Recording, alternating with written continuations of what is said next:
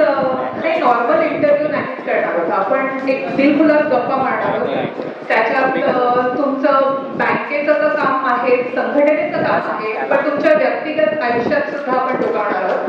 तर पॉडकास्टला सुरू करूया. त्याच्या आधी एक डिस्क्लेमर आहे. मी हे जे पण प्रश्न विचारले ते माझ्या मनातले प्रश्न नाहीये, तर इथे असलेल्या प्रत्येक युथ मंडळीचे प्रश्न आहेत. तर मी सुरुवात करते. सर, पहिल्यांदा जेव्हा हा पॉडकास्ट करण्याचा विचार तुमच्या समोर मांडण्यात आला तर तुमची पहिली रिॲक्शन काय होती? म्हणजे काय वाटतं तुम्हाला आणि ह्याच्याबद्दल तुम्ही काय अपेक्षा करता या पॉडकास्ट? अनेक जणांच्या मनामध्ये असलेले जे अनेक प्रश्न आहेत ते या निमित्ताने सरफेसवर येतील आणि ते आपण ऍड्रेस करू शकतो. ते मला ही संधी वाटते. सर, तुमचं एक व्यक्तिमत्व जे आहे की निर्भीडपणा, बेबाक, बेकॉक असं बोलायचं, तर लहानपणापासूनच तुम्ही असे होतात. तुमचं बालपण कसं होतं आणि तुमच्या बालपणाविषयी काही सांगाल? ओव्हर अ पिरियड ते होत गेलं. लहानपणी शाळेत किंवा कॉलेजमध्ये डिबेटमध्ये भाग घ्यायचो. त्या निमित्ताने वाचन वाढलं, डिबेटिंग कॉम्पिटिशन मध्ये भाग घ्यायला लागलो, त्यामुळे सभाधीक पण आला. मग ती डिबेट ही एक आर्ट आहे आणि आता मोदीकडे बघितल्यानंतर ते आणखी लक्षात येतं. आणि खरं म्हणजे आता मला त्या डिबेट या स्किल बद्दल पण एक घृणा आलेली. आपल्याजवळ काही नसतानाही ते समोरच्या डोक्यावर लागता येतं, याचं चांगलं उदाहरण म्हणजे मोदी आहे. पण त्यातून तो समाधिकपणा येत गेला. मग युथ मुवमेंट मध्ये, ट्रेड युनियन मध्ये जसं पुढे जायला लागलो तसं विचारांची बैठक अधिकाधिक घट्ट होत गेली आणि मग त्यातून तो निर्भीडपणा आला. मग कॉलेजमध्ये पण तुम्ही कॉलेज स्टुडंट काउन्सिल ऍक्टिव्हिटीज किंवा त्या ऍक्टिव्हिटीज मध्ये होतात का? हो, कॉलेजमध्ये पण होतो आणि त्यावेळी एक यंग डिबेटर असोसिएशन नावाची एक डिबेटिंग मध्ये भाग घेणाऱ्या तरुण मुलांची एक संघटना होती. त्याचा मी अनेक वर्ष अध्यक्ष होतो. आणि आता जर सध्याचा जो प्रसिद्ध दिग्दर्शक आहे मराठी मधला, नाट्य दिग्दर्शक चंद्रकांत कुलकर्णी किंवा तो कलावंत नंदू माधव, हे सगळे त्या चळवळीचे प्रॉडक्ट आहेत आणि असं ते अजून पण ते देखील मानतात. म्हणजे औरंगाबाद कॅम्प. हो, औरंगाबाद कॅम्प. तुमचं सगळं शालेय शिक्षण, कॉलेजमधलं शिक्षण? हो, शालेय, कॉलेज. आणि नंतर मग मी आकाशवाणीमध्ये प्रोडक्शन असिस्टंट म्हणून लागलो. त्यावेळी आकाशवाणीला खूप चांगले दिवस होते. आज जी काही क्रेज आहे, आज त्याला क्रेज राहिली नाही, पण त्यावेळी खूप होती. आणि त्या निमित्ताने खूप लोकांशी संपर्क आला, तरुणांशी आला आणि त्यातून मग घडत गेलो. म्हणजे हा ऍस्पेक्ट आम्हाला माहिती नव्हता की तुम्ही आकाशवाणीमध्ये सुद्धा होतात. ते आज कळलं या पॉडकास्ट थ्रू. पण त्यावेळेला म्हणजे मी जे ऐकलं होतं की बऱ्याच क्षेत्रांमध्ये जॉब ऑपॉर्च्युनिटीज होत्या, म्हणजे रेल्वे म्हणा किंवा एअरलाईन्स म्हणा. तुम्ही बँकिंग क्षेत्रात हे का निवडलं? आकाशवाणी नंतर ते बँकिंग क्षेत्र का निवडलं? मी एक टिपिकल मिडल क्लास फॅमिली मधला होतो. माझे वडील शिक्षक होते, ते रिटायर्ड झाले. घरात कमावता कोणी नव्हता आणि अशा वेळी मी पहिल्यांदा आकाशवाणीत काम केलं. नंतर मी एका 5 स्टार हॉटेलमध्ये रिसेप्शनिस्टचं पण काम केलं आणि मग तिथून मी बँकांच्या परीक्षा दिल्या. खरं म्हणजे मला बँकेत नोकरी करायची नव्हती. माझा इंटरव्ह्यू जेव्हा झाला तेव्हा मी 100% चुकीची उत्तरं दिली, पण माहित नाही मला का त्यावेळी का सिलेक्ट केलं. ते टेस्टिंग टू बी. आणि पुन्हा मी त्यावेळी लॉ करत होतो. मला खरं म्हणजे वकील व्हायचं होतं, ऍडव्होकेट व्हायचं होतं. पण त्या मला सिलेक्शन झालं आणि पहिली पोस्टिंग अशा ठिकाणी, अशा बँकेत दिली जिथे माझं खातं होतं. आकाशवाणी त्यावेळी अकाउंट पे चेक द्यायचं, ते चेक एनकॅश करण्यासाठी ते खातं उघडलं होतं. त्यामुळे मग नाईलाज झाला, शेवटी बँकेत चिकटलो मी. You were destined to be here, sir. I mean, in the bank, probably. आता डेस्टिनीवर माझा विश्वास नाही, त्यामुळं परिस्थिती चुकीची उत्तरं देऊन सुद्धा तुम्ही आला म्हणून म्हटलं. त्या परिस्थितीतून त्यावेळी म्हणजे मी लागलो 78 साली. 69 साली बँक नॅशनलायझेशन झालं, 71-72 साली रिक्रुटमेंटला सुरुवात झाली आणि मोठ्या प्रमाणावर बँक ऑफ महाराष्ट्राच्या ब्रँचेस मराठवाडा विभागात उघडल्या आणि मग त्याचा एक फॉलोअप म्हणून बँकांमध्ये जी रिक्रुटमेंट झाली त्यातून, आणि आजच्यासारखी त्यावेळी गर्दी नव्हती बँकेमधल्या परीक्षांसाठी, एवढी कॉम्पिटिशन पण नव्हती आणि मला वाटतं त्यामुळे ढ असून देखील मी बँकेत लागलो. सर पण बँकेत जॉईन झालात, मग AIBA सारख्या संघटनेशी तुमचं म्हणजे असोसिएशन झालं असेल. मी बँकेत लागलो त्या दिवशी, पहिल्या दिवशी तो हेड कॅशियर होता, त्याने मला केबिन मध्ये बोलवलं आणि एक कागद ठेवला, त्यांनी सांगितलं याच्यावर सही कर. तो युनियनचा मेंबरशिप फॉर्म होता. त्यावेळी युनियन काय काय नाही हे त्यांनी सांगितलं नाही, पण मी युथ आणि सोशल ऑर्गनायझेशन मध्ये काम करत होतो, त्यामुळे मला बँकांमधले युनियन या सगळ्यांची जाण होती. पण त्यावेळी साधारण मेंबरशिप करून घेण्याची पद्धत ही होती. मला माहित नाही आता कसे झालात तुम्ही मेंबर, असेच झालात का तुम्ही पण मेंबर? नाही. पण मग ती म्हणजे ती संघटना जॉईन केल्यानंतर मग ते तुम्हाला आधी त्या संघटनेबद्दल माहिती होतं म्हणजे बँकेत येण्याच्या अगोदर, आणि मग आल्यानंतर तुमचं परसेप्शन बदललं का म्हणजे किंवा काय? मला खरं म्हणजे युनियन मध्ये पण भाग घ्यायचा नव्हता, मी फारसा उत्सुक नव्हतो. त्यावेळी झोपेश्वरकर मुंबईहून यायचे, स्टेट बँक ऑफ हैदराबाद त्यावेळी होती बँक, त्या बँकेत त्यांचं भाषण व्हायचं, लोक मला बोलवायचे पण मी जायचो नाही. माझं एक अंडरस्टँडिंग होतं त्यावेळी, माझ्या डोक्यामध्ये रिव्होल्युशन, क्रांती वगैरे बंडखोरी खूप होती आणि बँक कर्मचारी हे अतिशय उचकामी लोक आहेत, स्थितीवादी आहेत आणि आपलं विश्व आपले आर्थिक फायदे याच्या पलीकडे बघत नाही. त्यामुळे या लोकांच्या मध्ये काम करणं म्हणजे आपलं आयुष्य वाया घालवणं. या भूमिकेतून मी त्यावेळी बँक कर्मचारी संघटनेत काही क्रियाशील होऊ इच्छित नव्हतो. पण तरी सुद्धा तुम्ही ते कारकीर्द पूर्ण केली, मग त्याचं मोटिवेशन काय? त्याचं कारण त्यावेळी बँक ऑफ महाराष्ट्रामध्ये AIBA मायनॉरिटी मध्ये होती आणि भारतीय मजदूर संघाशी संलग्न NOPW ही मेजॉरिटी युनियन होती. त्यावेळी बाहेरच्या चळवळीतले कार्यकर्ते मला सांगायचे, तू क्रांतीची भाषा करतो आणि तुझ्या बँकेमध्ये युनियन मध्ये सगळे हे रिॲक्शनरी फोर्सेस एवढे आहेत, त्यांना दोन हात न करता तू पळून जातोस, त्यांना खरं तू शिंगावर घ्यायला पाहिजे. आणि माझा पहिलेपासून एक पिंड आहे की मला प्रतिकूल परिस्थितीला सामना करायला आवडतो आणि जेवढे काही संकट येतील त्यातून मार्ग काढणं याच्यासाठीची एक जिद्द हा माझा स्वतःचा एक स्थायी भाव आहे. त्यातून मी युनियन मध्ये ऍक्टिव्ह झालो. पण मग त्यावेळेची संघटना आणि आत्ताचा म्हणजे हा जो प्रवास आहे तो तुम्ही आम्हाला एक शॉर्ट मध्ये सांगू शकाल का? म्हणजे काय बदललंय किंवा काय तुम्हाला चॅलेंजेस वाटतात किंवा काय चेंज होते? काळ खूप बदललाय आणि परिस्थिती बदलली आहे. मुळात मधल्या काळामध्ये टेक्नॉलॉजीने खूप ओव्हरटेक केलं. मी जेव्हा काम करत होतो बँकेत लागलो तेव्हा लेजर होते. मी नेहमी उदाहरण देतो की त्यावेळी बँकेमध्ये रिक्रुटमेंट करताना हस्ताक्षर ज्याचं चांगलं आहे, बेरजेला जो चांगला आहे किंवा जो बॅलन्सिंग करू शकतो अशाला बँकेमध्ये नोकरीवर मिळायची. आणि टेक्नॉलॉजी आल्यानंतर तुम्ही आता बघा, आपल्याला काही अक्षर कुठे पेन उघडून लिहावं पण लागत नाही, बेरीज पण करावी लागत नाही, बॅलन्सिंग पण करावं लागत नाही. त्यामुळे ज्या स्किलवर मी बँकेत लागलो ती सगळी स्किल रिडंडंट झाली. आणि मी नेहमी AIBA ला सलाम एका गोष्टीसाठी करतो की खरं म्हणजे कॉम्प्युटर आल्यानंतर त्याने आम्हाला सगळ्यांना बँकेतून काढून टाकायला पाहिजे, पण बँकिंग इंडस्ट्री मधल्या एकही एम्प्लॉईची रिट्रेंचमेंट झाली नाही. एवढंच नाही तर ऍडमिनिस्ट्रेटिव्ह ट्रान्सफर पण झाली नाही. याला AIBA म्हणतात. आज टेक्नॉलॉजी बदलली आहे.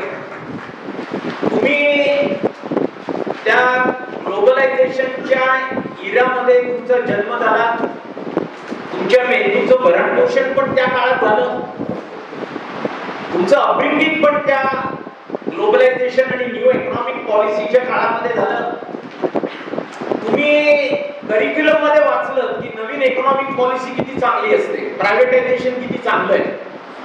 आणि बँकेत आल्यावर युनियन तुम्हाला सांगते की वी अपोज प्रायव्हेटायझेशन. एक द्वैत आहे, कॉन्ट्रडिक्शन आहे की. पण मला एका गोष्टीचा आनंद वाटतो की बँक खाजगीकरणाच्या विरोधात जेव्हा जेव्हा संपाचे कॉल दिले तेव्हा तेव्हा तुम्ही रस्त्यावर आलात आणि होलहार्टेडली आलात. त्यामुळं ती जी जिद्द तुमची पण मला वाखाणण्याजोगी वाटते. त्याही जनरेशन मध्ये काही चांगल्या आणि वाईट गोष्टी होत्या, आजच्याही जनरेशन मध्ये काही चांगल्या आणि वाईट गोष्टी आहेत.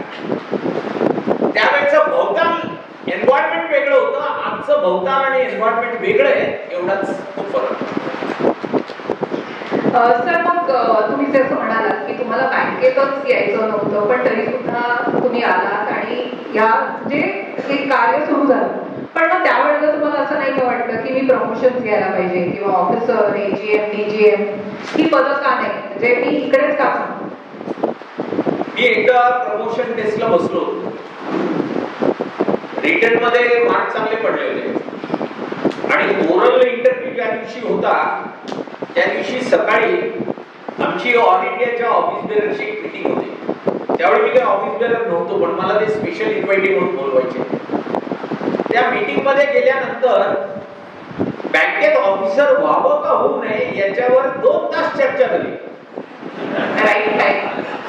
आणि मी सांगत होतो की बँकिंग बदलत आहे, ऑफिसर ओरिएंटेड होण्याची शक्यता आहे.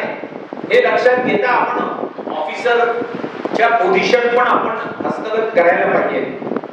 माझे सगळे सहकारी सांगत होते की हे चूक आहे, अवॉर्ड स्टाफ मध्येच युनियनचं काम तुम्ही करायला पाहिजे. आणि मग मी तिथून इंटरव्ह्यूला गेलो. इंटरव्ह्यूला जेव्हा गेलो तेव्हा नेमकं चीफ मॅनेजर स्टाफ ऍडमिनिस्ट्रेशन हे इंटरव्ह्यू पॅनलवर होते. त्यांनी माझ्याकडे अशा हेतून बघितलं की आता सावज कसं सापडलंय आणि मग त्यांनी प्रश्नांचा मारा केला.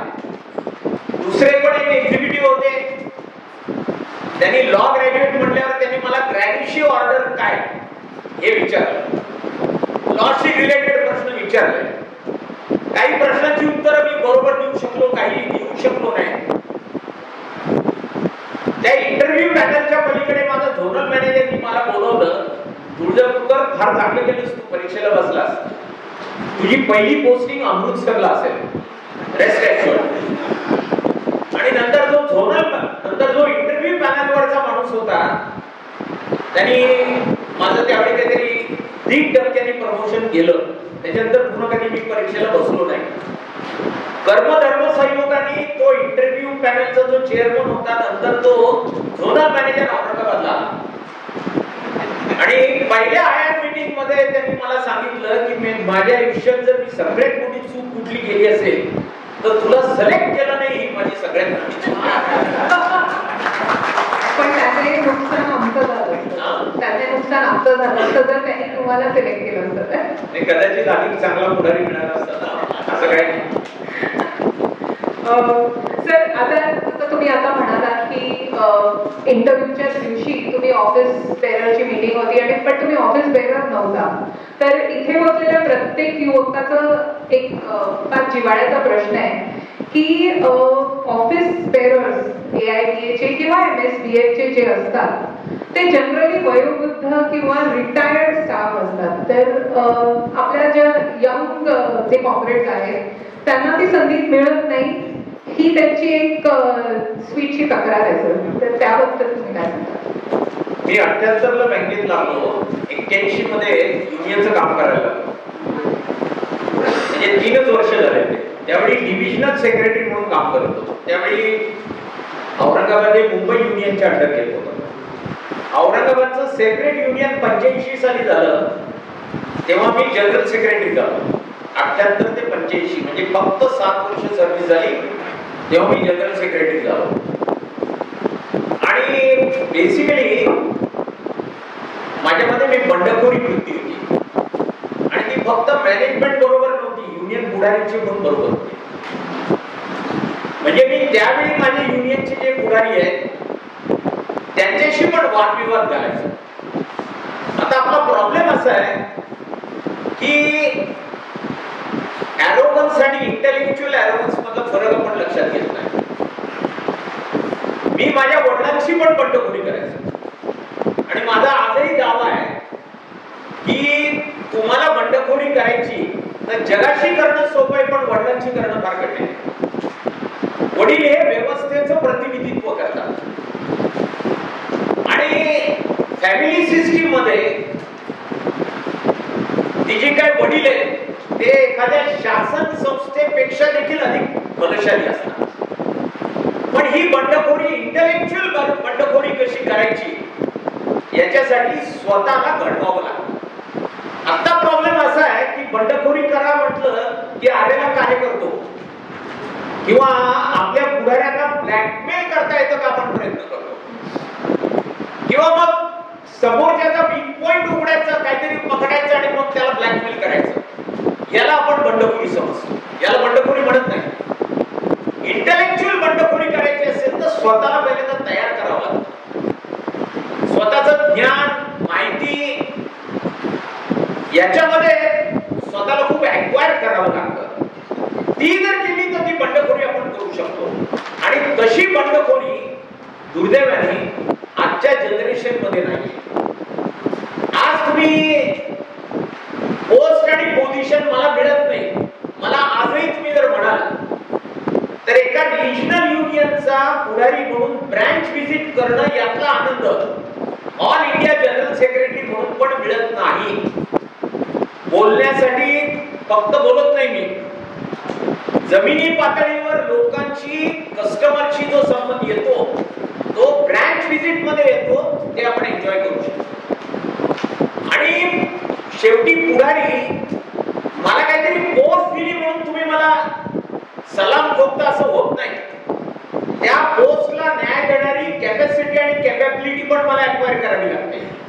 आणि ती नाही केली तर समोर तुळजापूरकर आगे बढो असं म्हणतात आणि बाहेर गेला करावं लागतं असं आणि तुम्हीच सांगता असं तर म्हणावंच लागतं त्यातलं. त्यामुळे तो जो रिस्पेक्ट आहे किंवा ऍक्सेप्टेबिलिटी आहे ही जेन्युइन ऍक्सेप्टेबिलिटी नसते. मला वाटतं की इकडे बसलेल्या सगळ्या युवकांच्या मनातला जो हा प्रश्न होता त्याचं उत्तर तुम्हाला नक्कीच मिळालं असेल. सर, मग तुम्ही संघटनेचं जे काम करायचा तर तुम्ही अनेक बायपार्टेट पण बघितले असतील. त्याचं जे जनरल वर्किंग असतं की त्याला 2 ते 3 वर्ष लागतात बायपार्टेट नेगोसिएशन्सना. तर एक म्हणजे जनरल युथला हा प्रश्न नक्कीच पडू शकतो की नेमकं तुम्ही त्या नेगोसिएशन्स मध्ये करता काय, त्याला एवढा वेळ का लागतो, म्हणजे ते कामकाज काय? आपलं बायपार्टेट हे कलेक्टिव्ह बार्गेनिंग आहे. ते आपल्याला ऑफर देतात, आपण ते रिजेक्ट करतो, आपण इम्प्रूव्ह करून मागतो, ते इम्प्रूव्ह देतात, ती पुन्हा सॅटिस्फॅक्टरी नसते. आणि मुळात युनियन म्हणून आपण त्यांचं प्रतिनिधित्व करतो हा टिपिकल मिडल क्लास माणूस आहे. अर्थ आहे त्यातला. म्हणजे एखादं सेटलमेंट झालं तर त्यातलं छिद्र कसं उडकावं हे तुम्हाला फार चांगलं माहिती आहे. बाकी सगळं ठीक आहे, पण मेडिकल एड मध्ये का नाही वाढ झाली हा तुमचा नेहमीचा प्रश्न असतो. ऑफिसरला बघा किती वाढ झाली, आम्हाला नाही वाढ झाली हा तुमचा नेहमी डोक्यातला प्रश्न असतो. आम्ही छाती वाढवून सांगतो तुम्हाला, अरे अशा कॉलम मध्ये आम्ही राईस घेतो ज्याला डीए अट्रॅक्ट होतो तो घ्यावा का मेडिकल एड घ्यावी. मेडिकल एड 1500, 2000, 8000 ची 10,000 करून घेता येते, पण इतर कॉलम मध्ये सॅक्रिफाईस करावं लागतं. त्यामुळे बायपार्टेट ही एक आर्ट आहे आणि त्या आर्ट मध्ये तुम्ही समजा टेबल सोडून गेलात आणि सांगितलं संप करू आपण 1 दिवसाचा, 2 दिवसाचा, 3 दिवसाचा. माझा स्वतःचा गेल्या 4 दशकांचा अनुभव असा आहे की जो बेमुदत संप केला पाहिजे असं म्हणतो तो संपाच्या दिवशी आजारी पडलेला असतो, सिकलीव असते त्याची. काय सांगू तुम्हाला, आजारी पडलो आणि बरोबर आदल्या दिवशी नंतरच्या दिवशी तो कामावर आहे, फक्त संपाच्या दिवशी आजारी आहे. त्यामुळे अशा मिडल क्लासला त्याच्या ऍस्पिरेशन्स, त्याच्या आशा आकांक्षा लक्षात घेऊन निगोशिएटिंग टेबलवर एका डिझायर्ड रिझल्ट पर्यंत नेणं ही एक मोठी कठीण गोष्ट आहे. पण जर समजा निगोशिएटिंग टेबल सोडला तर काय पुढे संप करायचा. तुम्हाला माहित असेल एमएससीबी मधल्या लोकांनी संप केला तेव्हा कस्टमरनी दगड फेकून मारले.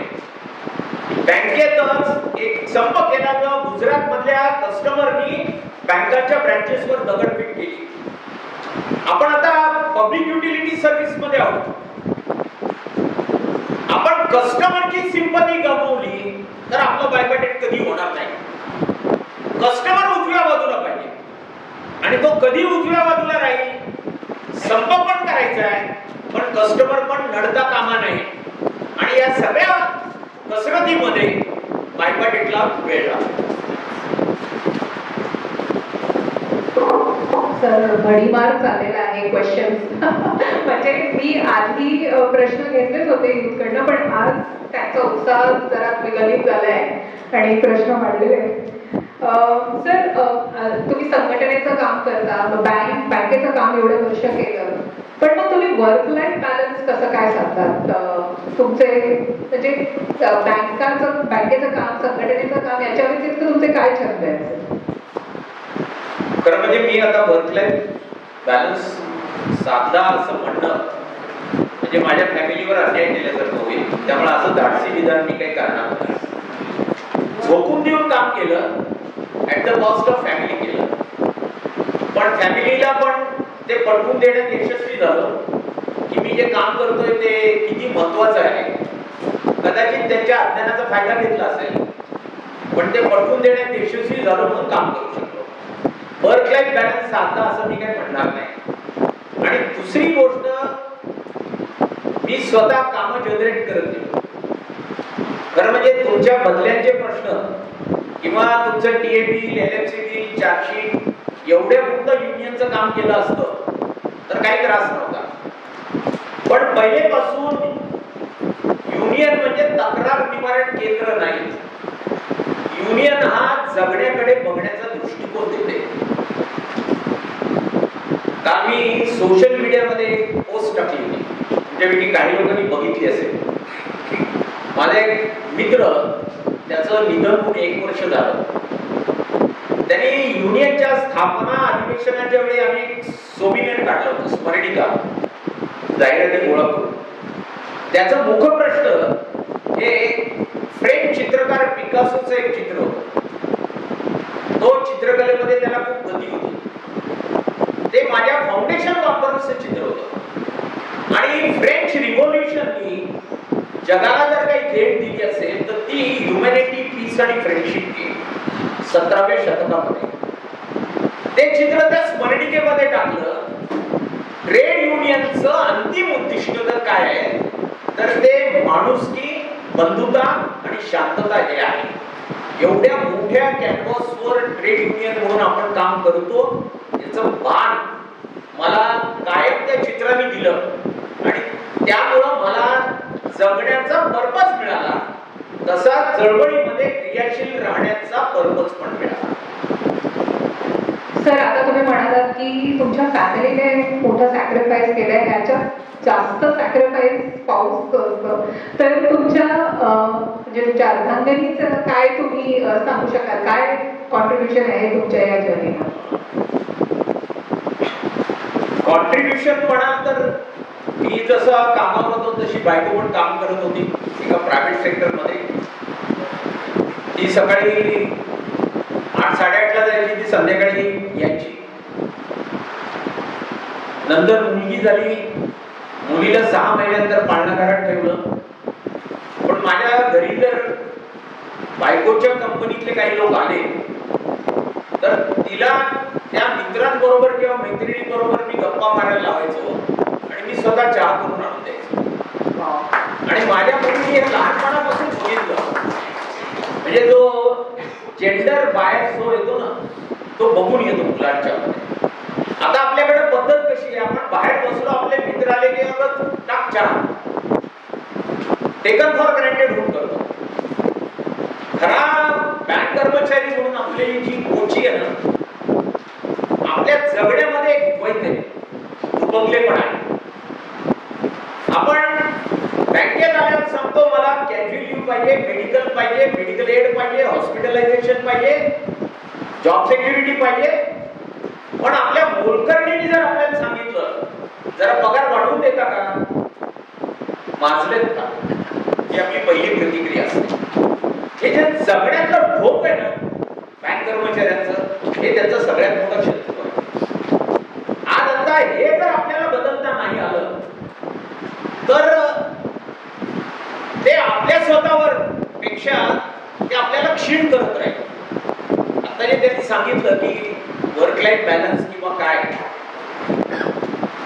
मी पहिल्यांदा काही नवीन कर्मचाऱ्यांची वर्कशॉप घेतले होते, त्यावेळी खूप मोठमोठ्या गप्पा मारायचो आणि नंतर शेवटच्या सेशन मध्ये सांगायचो काही करू नका, फक्त तुम्ही लग्न कराल तेव्हा हुंडा घेऊ नका. मला खात्री आहे की यातल्या 5% लोक पण तसे निघाले नाही. मग तो हुंडा आम्ही मागितला नाही, त्यांनी आणून दिला. अशा अनेक गोष्टी सांगतो. मी स्वतः 1991 साली लग्न केलं तर ते रजिस्टर्ड केलं आणि दोघांच्या मध्ये आमच्यात एग्रीमेंट होतं की माझ्याकडचे 20 लोक तुझ्याकडचे 20 लोक येतील. रजिस्ट्रार असे 50 लोकांच्या वर जाता कामा नयेत आणि 50% खर्च बायकोनी करायचा आणि 50% मी करायचा. आणि नंतर मी कोणालाही न बोलवता माझे 200 लोक आले. काय नाही, कोणीतरी सांगितलं तुळजापूरकडचं लग्न, चला, नाही बोलवलं तर काय झालं, सगळे आले. तो जो कॅटरर होता तो बोंब मारायला लागला की ऐनवेळी मी त्या डाळीमध्ये पाणी टाकून टाकून किती टाकू. आणि नंतर मग पहिलं आमच्या दोघांचं भांडण याच्यात झालं की आपण ठरलं होतं 50% तुझं 50% माझं, मी 50%च्या वर देणार नाही. ही भांडणाची सुरुवात होती. पण इथे तुम्ही छान आशय मांडलाय जो सगळ्या आजकालच्या युवा मंडळींनी घेतला पाहिजे. जी समाजता आहे, जी फक्त बोलून दाखवण्यात अर्थ नाही, ते करून दाखवण्यात त्याच्यामध्ये आहे. सर, आपल्या म्हणजे जनरली युथच्या मनात हा पण प्रश्न असतो की आपले पुढारी म्हणजे AIBH असो किंवा MSBH असो मोठमोठी भाषणं करतात, पण जागतिक घडामोडींबद्दल पण आपल्याला सांगतात, पण जर 5 डे बँकिंग किंवा PLI क्रेडिट हा प्रश्न जर असेल किंवा हा विचारला तर त्याचं उत्तर त्यांना मिळत नाही असं जनरली त्यांची तक्रार असते. तर त्याच्यावर तुम्ही काय बोलता? 5 डे बँकिंग वर मागच्या वेळी जे निगोशिएशन झाले, म्हणजे आपण स्ट्राईक नोटीस दिली, कन्सिलेशन मध्ये गव्हर्नमेंटने ऍश्युरन्स दिलं, ते ऍश्युरन्स आणखी ट्रान्सलेट झालं नाही प्रत्यक्ष, म्हणजे त्याचे जे रिझल्ट आहेत रिझल्ट दिसले नाही. पण त्यावेळी जर आपण गव्हर्नमेंटचं ऐकलं नसतं आणि संप केला असता तर प्रश्न सुटला असता का? पुढारी म्हणून आमचं परिस्थितीचं एक मूल्यांकन आहे की 5 डे बँकिंग या विषयावर आपण किती ताणायचं, पण ऍट द सेम टाइम तो विषय सोडून द्यायचा नाही. एक गोष्ट आपल्या इतिहासामध्ये डोकावून तुम्ही बघितलं तर लक्षात येईल, AIBने एखादा प्रश्न जर घेतला हातामध्ये तर तो सुटतो, म्हणजे 100% पाहिजे तसा सुटतो, तसा हाही प्रश्न सुटेल. पण हे हस्तरेषा बघून मी तुम्हाला भविष्य नाही सांगू शकत कधी सुटेल. त्यामुळे 5 डे बँकिंग सुटेल. माझा प्रश्न पुढे चालू नाही, कशासाठी पाहिजे तुम्हाला 5 डे बँकिंग? 8 तास काम, 8 तास विश्रांती आणि 8 तास झोप आली तर 8 तास विश्रांती म्हणजे लीजर होतं. ते लीजर म्हणजे रील बघणं म्हणजे लीजर नाहीये. तुम्ही नाटक बघता, चित्रपट बघता, सगळे मिळून एखादं, किंवा तुम्ही गाणं शिकता, नृत्य शिकता, असं काही होतं ज्याला लीजर पाहिजे. कशासाठी लीजर? याच्यासाठी पाहिजे. तर असं आयुष्य जे कसदार आयुष्य आहे तो जगायचा तुम्ही प्रयत्न कराल.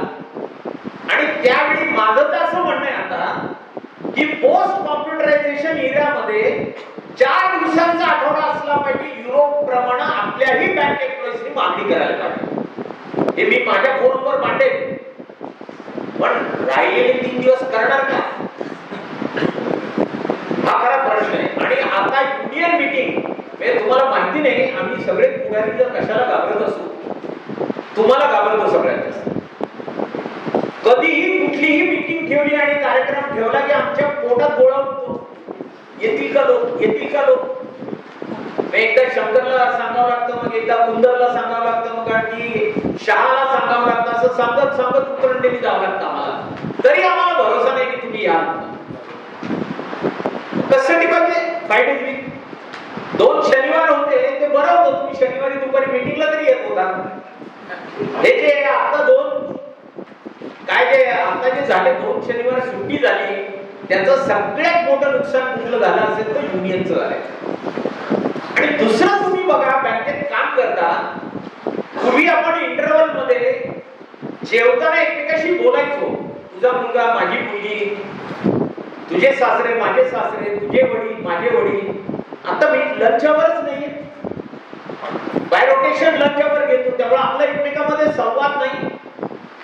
त्यामुळं ते जे जगण्यातला जो एक आनंद आहे तो आनंद आपण गमावून बसलेलो. हेच म्हणजे याचा अर्थ शेवटी 5 days वीक करायचा नाही पुढाऱ्यांना, असा सोयीस्कर गैरअर्थ काढू नका, एवढीच फक्त विनंती. तरी तुम्ही हे 5 days आता यांनी सांगितलं मोठ्याने बोल, नाही बोल, तुम्ही करा म्हटलं 5 days बँकिंग, आम्ही येऊ प्रत्येक मीटिंगला. आजचं शूटिंग झालेलं आहे आणि झाल्यानंतर मी नाशिकला गेलो 5 days वीक बँकिंग नंतर की मी विनीताला बरोबर गाठणार. बाकीचे सगळे दिवस युनियनसाठी असं जर आपल्याला आश्वासन सगळ्यांकडनं मिळालं तर मग 5 days सगळे नको, फक्त 1 दिवस, महिन्यातला 1 दिवस खूप झाला तो.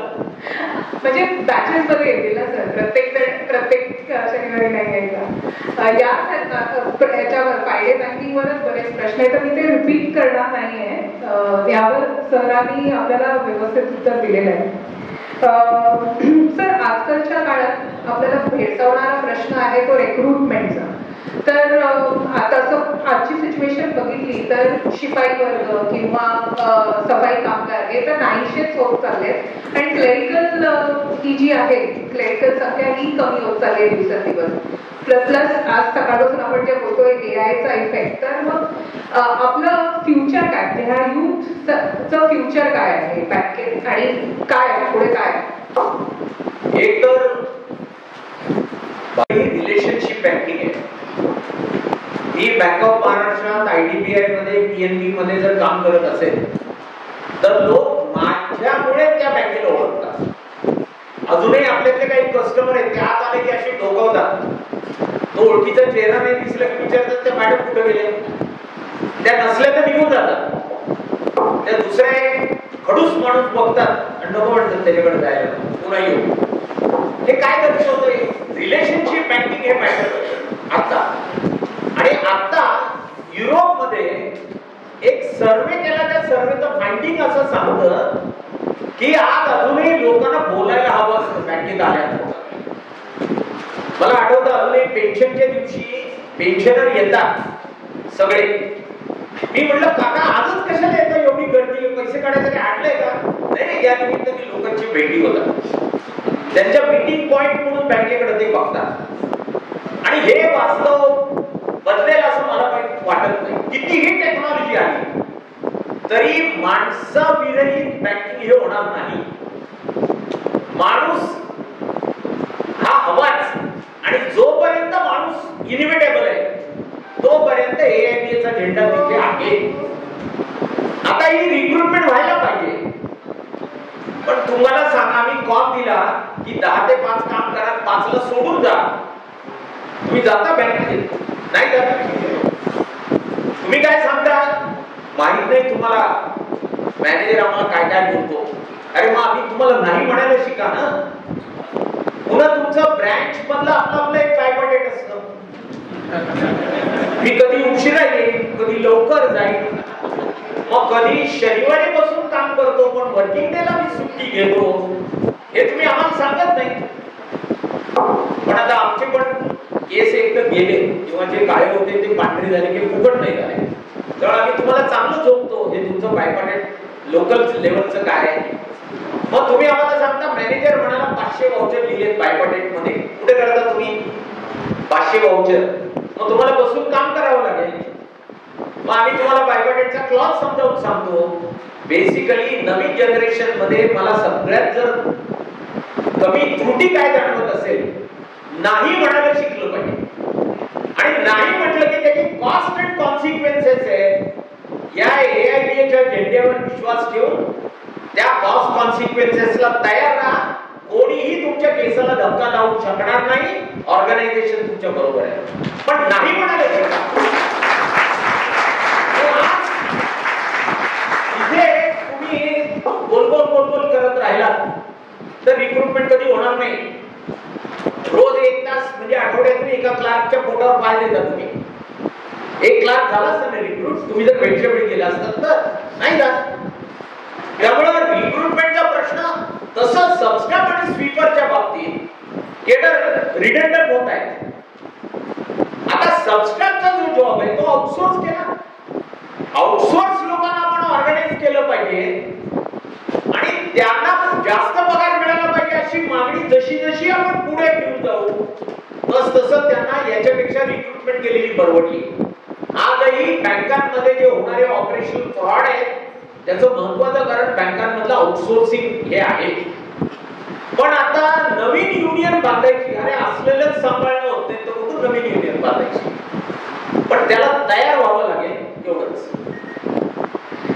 सर आता प्रेक्षकांना आता आलेले प्रश्न मी वाचते. आपण युथ कन्व्हेन्शन साठी आलो आहोत.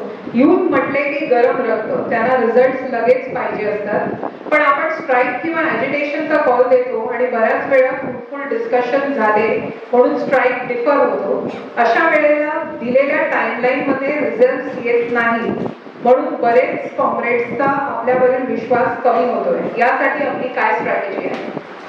एक तर तुम्हाला परिस्थिती समजावून घ्यावी लागेल. त्याला काही शॉर्टकट नाहीये की एका गिवन सर्कमस्टन्सेस मध्ये तुमच्या पुढाऱ्याने हा निर्णय घेतला की हा संप डेफर करायचा. संपाचं वातावरण जेवढे आपल्याला रिझल्ट देतं तेवढा रिझल्ट संपामुळे मिळत नाही. इतिहास काढून बघा. संपाचं जे वातावरण आहे ना ते दबाव निर्माण करतं मॅनेजमेंटवर आणि ऍक्च्युअल संप झाला की पुढे काय. आम्ही बँक ऑफ महाराष्ट्रामध्ये 1 दिवस संप केला, 2 दिवस संप केला, 3 दिवसाची पगार कपात झाली. पुढे आमच्या पुढे प्रश्न आला व्हॉट नेक्स्ट, पुढे काय, पुन्हा संप. मग आता 3 दिवसाचा, मग 4 दिवसाचा आणि मग लोक आम्हाला छानपण शिकवायला लागले की नाही आता आपण थोडी विश्रांती घेतली पाहिजे. सैन्याची कुमक किती असली तरी शेवटी मध्ये विश्रांती घेऊन पुन्हा लढाई लढली पाहिजे. म्हणजे जे पुढारी पण आहे, ज्याला तुम्ही निवडून दिलं, ज्याच्या विजडमवर शहाणपणावर तुम्ही विश्वास ठेवता, त्याला स्पेस दिली पाहिजे. तिथे तुम्ही जर असं म्हणून कन्फ्युजन क्रिएट करत असाल, लोकांमध्ये एक असंतोष निर्माण करत असाल तर ते बरोबर नाही. In the era where all news publications or news channels are manipulated by the government, how we spread awareness to public, that is common public, and how AIB is handling this situation? Public awareness हा खरा आपण काउंटरवर करू शकतो. काउंटरवर customer येतात, कस्टमरशी आपण बोलत राहिलो किंवा आपले नातेवाईक मित्र यांच्याशी बोलत राहिलो तर अनेक गोष्टी आपण पोहोचवू शकतो. आता प्रॉब्लेम आपला असा आहे की आज तुम्ही सगळे इथे आलात, तुमच्या नातेवाईकांमध्ये तुम्ही एकत्र बसल्यावर जर त्यांनी विचारलं कुठे गेला होता, तुम्ही सांगता छाती पुढे करून युनियनच्या मीटिंगला गेलो होतो.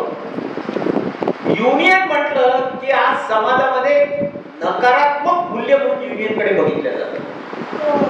समाज इनएव्हिटेबल इव्हिल म्हणून युनियनकडे बघतो, न टळणारा पाप म्हणून युनियनकडे बघतो.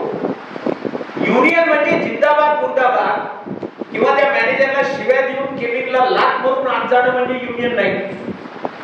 युनियन एक रचनात्मक भूमिका पण करू शकते, करते. युनियन ही समाजामधले असं संघटन आहे जे पर्याय देतं, नव्या समाजाची जडणघडण करतं, या लार्जर पर्स्पेक्टिव्ह मध्ये युनियन कडे बघितलं गेलं पाहिजे. आपण हे जर करायला लागलो, आता जसं सोलापूर मध्ये पूर आला, उस्मानाबाद मध्ये पूर आला, तिथं फेडरेशननी कॉल दिला, पण त्याच्या अगोदर मी त्या गावात जवळ राहत असेल तर मला वाटलं पाहिजे आपण काहीतरी केलं पाहिजे, त्यांच्यापर्यंत पोहोचलो पाहिजे. असं जे स्पॉन्टेनिटी मध्ये वाटणं हे युनियन बद्दल आता ऍक्सेप्ट आहे. तुम्हाला वरून कॉल लागतो तेव्हा तुम्ही हलता, ते पण हलत नाही सहजासहजी. आम्हाला किती प्रयास करावा लागतो तुम्हाला हलवायला ते बघतो. आजच्या या कन्व्हेन्शन साठी तुम्ही यावं म्हणून किती परिश्रम करावे लागले. तो सुमित रोज बसतो, ललिता बसते, आणखी तो तिथला आमचा स्टाफ बसतो, ते फोन करतात, तुमच्या मागे लागतात, तेव्हा तुमच्यापैकी काही लोक रिस्पॉन्ड करतात. मग अनिल प्रभूंनी आम्हाला सांगितलं नाही, मग आम्ही कसं येऊ शकतो? अरे तुम्ही अनिल प्रभूला बोलू शकता ना की तो कॉल आलाय, मी जाऊ का त्या कॉन्फरन्सला? पण तिथे तुम्ही कन्व्हिनियंट स्टँड घेता. मला माझ्या पुढाऱ्यांनी सांगितलं नाही. तुम्ही स्वतःहून तुमच्या पुढाऱ्याच्या मागे लागत की मला जायचं युथ कन्व्हेन्शनला, माझी इच्छा आहे जायची. तर मला वाटतं तुम्हाला कुठेतरी झोपून देऊन काम करणं आणि मिशन म्हणून काम करणं हे तुम्हाला तुमचं टेम्परामेंट डेव्हलप केलं पाहिजे. सर, वेळेचा अभाव असल्यामुळे मी एखाद आणखी प्रश्न घेते. Banks are using transfer as a weapon to weaker the union. How do you solve this issue as banks are using transfer as a weapon to weaken the union? How do you solve this issue as AIP, as a representative? मी माझा एक अनुभव सांगतो तुम्हाला. बँकेत administrative transfer policy आली, पहिल्यांदा city मध्ये transfer होतो. मी झोनल ऑफिसला जवळजवळ 10-12 वर्ष काम करत होतो. 5 इयर ट्रान्सफर मध्ये माझी ट्रान्सफर झोनल ऑफिसवरून ब्रँचला केली. मी ज्या दिवशी जॉईन झालो तेव्हा रायव्हल युनियनचे लोक काउंटरवर आले आणि असे डोकं बघायला लागले, आला तुळजापूरकर नक्की आला ना? त्यांना भीती वाटत होती. हा मेजॉरिटी रेकॉग्नाइज युनियनचा जनरल सेक्रेटरी, हा जाऊन जॉईन होणार नाही, काहीतरी राडा होईल आणि युनियन त्याच्यासाठी प्रयत्न करेल आणि तो तिथेच राहील. झोनल मॅनेजरला पण अशी अपेक्षा होती की मी दुसऱ्या दिवशी लोक घेऊन जाईल, राडा करेन आणि मग माझी बदली रद्द होईल. मग तिथे ब्रँचला गेल्यावर मॅनेजरला संकट आलं, हे नको ते पाक मला आपल्या दरवाजे. त्याच्या कपाळावर आठवलं, तो काही काम सांगायला धजेल मला. मी स्वतः पेन्शनचे दिवस होता, त्या क्लार्कच्या बाजूला स्टूल ओढला, तिथे बसलो आणि पेन्शनचं पोस्टिंग करायला सुरुवात केली. नंतर माझी स्पेशल असिस्टंट झाल्यानंतर एक 60 किलोमीटर दूरवर माझी पोस्टिंग झाली. त्यावेळी सगळ्यांना वाटलं की आता तुळजापूरकर जाणार नाही, आणि मी जर म्हटलं असतं की मी जाणार नाही, मी गावातच राहील, तर मला कोणी म्हणाल नसतं जाऊ नको. मी बदनापूरला गेलो आणि तिथे स्पेशल असिस्टंट म्हणून काम करायला लागलो. पण त्याच्यानंतर माझ्या रुरल मधले जे लोक आहेत, जे नेहमी मला सांगायचे, साहेब तुम्हाला काय माहिती रुरल मधल्या लोकांना किती त्रास होतो, ते बोलणंच बंद झालं त्यांचं. कारण मी रुरल मध्ये गेल्यानंतर मी ते रुरल अनुभवलं. तिथे लोक माझा अनुभव असा होता की औरंगाबाद शहरात मी क्रांती चौक ब्रँचला काम करून सिडकोला युनियन ऑफिस मध्ये यायला जेवढा वेळ लागतो त्याच्यापेक्षा फक्त 10 मिनिट मला जास्त लागत होते बदनापूरहून सिडको ऑफिसला यायला. बदनापूर ब्रँचला गेलो तर मला कधी बस उशीर आली की उशीर व्हायचं. उशीर झाला की आपण सोट्यासारखे हळूच जाऊन काउंटरवर बसतो, केव्हापासून मी आलोय असं दाखवतो. तसं जाऊन बसलो की कस्टमर मला म्हणायचा, साहेब काही घाई नाही, शिपाई सांगायचं साहेबाला बोलतो चहा दे, पाणी घ्या, चहा प्या, मग काम चालू करू, काम कुठे जात नाही. शहरामध्ये शक्य आहे. शहरात तो माणूस असा बघतो तुमच्याकडे की अरे बघा सरकारचे जावाई आले, येताना वेळेवर येत नाही, जाताना बरोबर वेळेवर जातात. थोडं उशिरा गेलं तर त्यांना चालत नाही. त्यामुळं ट्रान्सफर त्या स्ट्राईक मध्ये घेतली पाहिजे. आणि युनियन लीडर म्हणून एक गोष्ट तुम्ही काय मनात ठेवा, पुढाऱ्याने आपला प्रश्न हा युनियनचा प्रश्न कधीही करता कामा नये. तुम्ही तो केला की तुम्ही ट्रॅक मध्ये अडकलात सांगा. मॅनेजमेंट हेच पाहिजे असतं. मी काय झोनल मॅनेजर बरोबर एकदा एज्युटेशन चालू केलं. मी लंच आवर संपून येताना 10 मिनिट उशीर आलो. VG फडके नावाचे ते झोनल मॅनेजर होते, त्यांनी लगेच एका स्टेनोला बोलवलं, डिक्टेशन दिलं आणि मी खुर्चीवर बसल्या बसल्या 15 मिनिटात मला एक एक्सप्लेनेशन कॉल केलं. आज लंचवर 2:30 ते 3 होते, तुम्ही 3 वाजून 12 मिनिटांनी जॉईन झालात, उशीर का केला, तुमच्यावर ऍक्शन का घेऊन हे स्पष्टीकरण द्या. ते म्हटल्याबरोबर रक्त खवळतं आपलं. की सगळे तो त्यावेळी येतो, तो त्यावेळी होतो, हे स्वतः पुण्याहून येतात, ते सोमवारी उशिरा येतात. मी लगेच एक टाकी हाताने लिहिलं उत्तर की माझी चूक झाली, मी वेळेवर यायला पाहिजे होतं, इथून पुढे मी वेळेवर येत जाईल, माझ्या चुकीबद्दल तुम्ही उदार अंतःकरणाने मला माफ करा. दुसरं मी रजेवर गेलो. अशीच रजा 2 दिवसाची मी 4 दिवस प्रोलॉंग केली.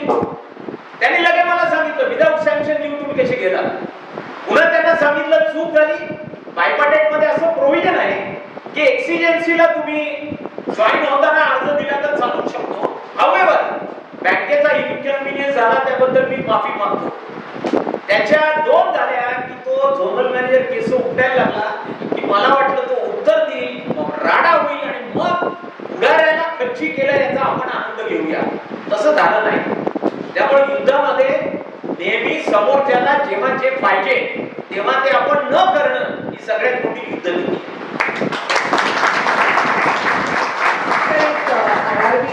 Bank employees, we are purchasing shares of our own bank, but AIA is opposing IPO in RRB. Isn't it double standards? आपण IPO ला कधीच पाठिंबा दिला नाही. IPO ला नेहमी विरोध करत आलेलो आहे. पण तुम्ही लोकांनी मात्र आम्हाला हात दिला आणि आम्ही नाही म्हटलं असताना विकत घेतलं. सर, याबरोबर आपला पहिला सेक्शन संपलेला आहे. आता आपण दुसऱ्या सेक्शन मध्ये जाऊया, जो एक रॅपिड फायर राऊंड आहे आणि रॅपिडली तुम्हाला उत्तरं द्यायची आहेत त्याची. तर पहिला प्रश्न विचारते, आपको सबसे ज्यादा क्या मोटिवेट करता है? एक शब्द. मला ऍडव्हर्स सिच्युएशन ही प्रोएक्टिव्ह व्हायला सगळ्यात प्रोत्साहित करते. ऐसी कौन सी किताब है जिसने आपकी जिंदगी बदल दी? असं एक पुस्तक नाही, पण माझे सगळ्यात आवडते लेखक नरम मुरुडकर आहेत. त्यांचं शिवरात्र, जागर, रूपभेद अशी पुस्तकं आहेत, ती मला खूप आवडतात. आपकी ऐसी कौन सी खूबी है जो आपको डिफाइन करती है? एक खूबी जो आपको डिफाइन करते. त्याचं उत्तर मी नाही सर, त्या तुम्हाला काय वाटतं? माझं मी स्वतःला काय नाही, वी शुड लव योरसेल्फ ना. So we should love yourself. नाही करत मी स्वतःवर प्रेम नाही. आजकाल हे खूपच आहे ना, म्हणजे इन हॅपनिंग थिंग आहे ते, लव योरसेल्फ. सो नाही करत, स्वतःवर नाही करत. आपका सबसे बड़ा डर क्या है? नाही, भीती नाहीये कशाची. म्हणूनच मी आपल्या आज पॉडकास्टच्या स्टार्टिंगलाच म्हणाले की शहरासारखं म्युझिक बोलणं हे क्वचितच कोणाला जमतं. Who is your favourite actress? Smita Patel. Smita Patel. Good choice. Which is your most inspiring movie till date? मला एक लेमन ब्रदर्स म्हणून मी अशा एक फिल्म बघितली, ते NCPA ला, ती मला खूप आवडली. म्हणजे हे ग्लोबल फायनान्शियल क्रायसिसचं खूप चांगलं विश्लेषण करणारी ती मूवी. सर, आता मी तुम्हाला चॉईस देते, तुम्हाला एक चॉईस निवडायचं आहे. व्हिडिओ मीटिंग्स और in person meetings? In person. Pep talk और मोटिवेशनल टॉक? कुठलं? पेप टॉक और motivational talk? Motivation. Morning person और night owl? Who are you? Morning person or night owl? Night owl. Okay. Mumbai की औरंगाबाद? छत्रपती संभाजीनगर.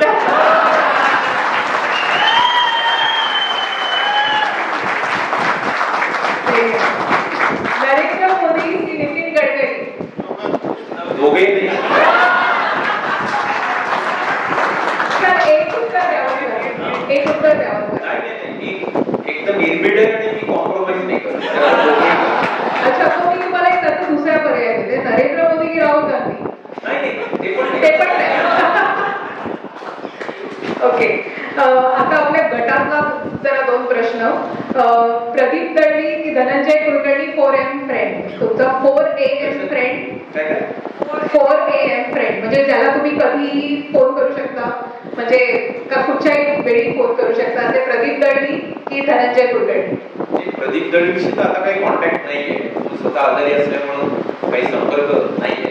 पण असं एकदम कधीतरी फोन केला असं नाहीये, म्हणजे कधी नाही काही वाटलं फोन उचलला आणि एकदम फार कमीत कमी फोन करतो माझ्या बाजूने. सर आता जरा इकडेच असलेले आपले युथ मंडळी आहेत, सुमित नांबियार की Deepak Mane most dependable youth? नाही हे तर तुम्हाला सांगावंच लागेल, ह्याचं उत्तर तुम्हाला द्यावंच लागेल. एक तर मला माझ्यामध्ये एक दोष आहे जो मला माहिती आहे की सहजासहजी मी कुणाला चांगलं म्हणत नाही आणि कोणी मला म्हणावं असं पण मला वाटत नाही. Thank you sir. एक लास्ट प्रश्न, in this chaotic world, what makes you more hopeful? I mean, what makes you hopeful? जग सुंदरच आहे, ते अधिक सुंदर कसं करता येईल याच्यासाठी आपण स्वतः आपल्या परीने प्रयत्न करणं, यातूनच जगाबद्दलची एक होप आहे, आशा आहे. यासाठी सरांनी काही प्रश्न एकदम डॉट केलेले आहेत. आता एक लास्ट सेक्शन, हा लास्ट सेक्शन आहे, हा मनोगत व्यक्त करायचं सेक्शन आहे. याच्यामध्ये तुम्हाला एक फोन कॉल करायचा आहे सर, आणि हा फोन कॉल तुम्ही करणार आहात आजच्या या युवा पिढीला, but not as your current self. You are going to call them as a youth, as when you were a youth 30 years, 40 years back. त्यावेळेस तुम्हाला काही त्यांना एक संदेश द्यायचा असेल आजच्या युवा पिढीला, तर ते तुम्ही एक मनोगत म्हणून एक फोन कॉल करू शकता आजच्या युवा पिढीला. हॅलो, कसा आहेस तू? मला माहित होतं तू म्हणणार की बरा आहे म्हणून. अरे कधीतरी खरं बोलायला शिका. आज आजूबाजूला एवढं सगळं घडतंय तरी तुझी जीभ रेटते कशी बरं आहे हे म्हणायला. आज अमेरिकेतला तो ट्रम्प, भारतातला मोदी, रशियामधला पुतीन, इथून ते अगदी आपल्या गावामधलं जो कोण आमदार आहे किंवा महापौर आहे इथपर्यंत सगळं उघड्या डोळ्यांनी बघतोय आपण, तरी तू म्हणतोस बरं आहे. मला वाटतं कधीतरी सत्याला भिडायला शिकलं पाहिजे रे आपण. कायम आपण स्वतःबद्दल समज करून घेणं, खोटं खोटं जगणं हे सोडून द्यायला पाहिजे. हे जर असं आपण स्वतःला फसवत गेलो आणि इतरांनाही फसवत गेलो तर आपलंच त्यात काही वाईट होईल असं नाही रे. मला असं वाटतं की समाजाचं, जगाचं पण भलं होणार नाही. त्यामुळं थोडं खरं बोलायला शिक आणि सत्याला भीड, वास्तवाला भीड. आणि एक मात्र गोष्ट मला तुझी आवडते की एकदा तू ठरवलंस ना तर तू तडीला निघू शकतोस. मी हा तुझ्याकडून अनुभवलेला आहे. त्यामुळे तू असं कर, ठरवल्यानंतर मित्रा पूर्ण ताकदीने झोपून दे, लढ. मला खात्री आहे शेवटी जिंकशील तूच, बरं का. थँक्यू. सरांनी छान मनोगत व्यक्त केलं आणि याबरोबरच मी विचार करते की आजचा पॉडकास्ट संपलेला आहे आणि जे सरांनी आपल्या बरोबर शेअर केलंय त्यासाठी मी त्यांचे धन्यवाद करते. त्यांनी आपल्याला सगळ्याच प्रश्नांबद्दल एक मतलब हिंदी में ईमानदारी से सारे प्रश्नों के जवाब दिए हैं, तो उसके लिए मैं तहे दिल से उनका धन्यवाद करती हूँ. और इस उपक्रम के बारे में आपको क्या लगा वो भी हमें जरूर बताइए ताकि और इसमें इम्प्रूवमेंट नेक्स्ट टाइम लाई जाए. Thank you.